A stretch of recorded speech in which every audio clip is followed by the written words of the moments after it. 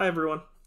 It's been a while since I last posted a video. While progress on this game has been coming along, I wish I could say there's been more, but this has been more of a hobby side project, so I've only been able to work on it in my free time.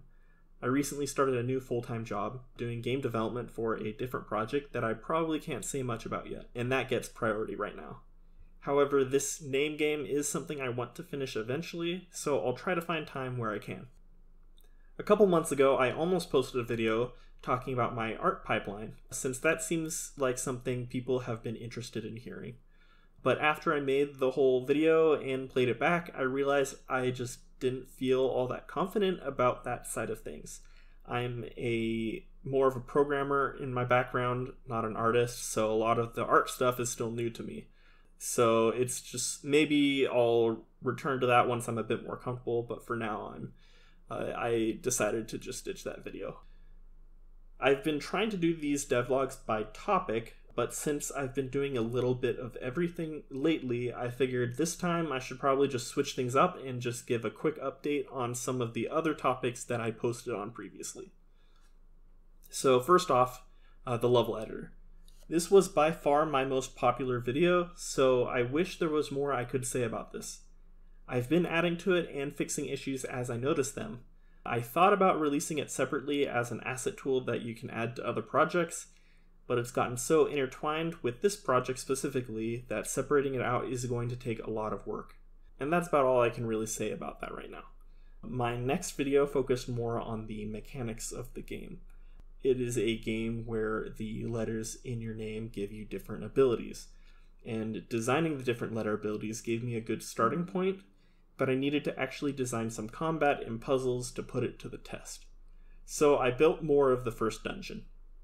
This is still part of the tutorial chapter, so I didn't try to be too ambitious with the dungeon design. Instead, I just made this hub room with an obvious way forward and 2 switches to open the big door. You access those switches by going through these side rooms. One side is focused more on combat, while the other is more about puzzles.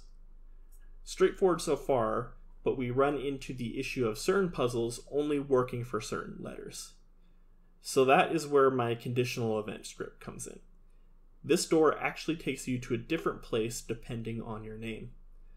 Events can hash the name as a whole and then use that as a seed to decide randomly, or it can match against patterns.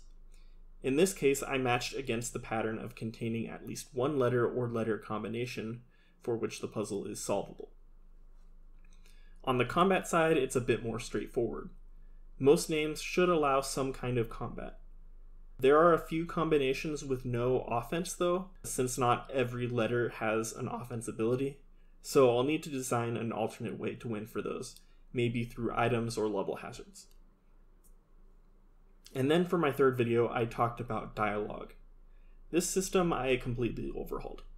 Actually, I just ditched the code I wrote before in favor of another tool that does exactly what I was trying to make, but better. It's called Yarn Spinner. The transition wasn't too hard because Yarn Spinner's language is structured similarly to the one I was trying to make. But now it's a lot easier to make new commands, and it handles variables much cleaner than my approach. I used this switch as an excuse to revise the UI more.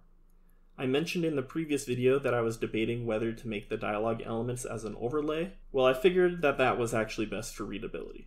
The names themselves are still in world space, so they get bigger as the character is closer, but I moved that name relative to the camera so a second name would appear right in front of it.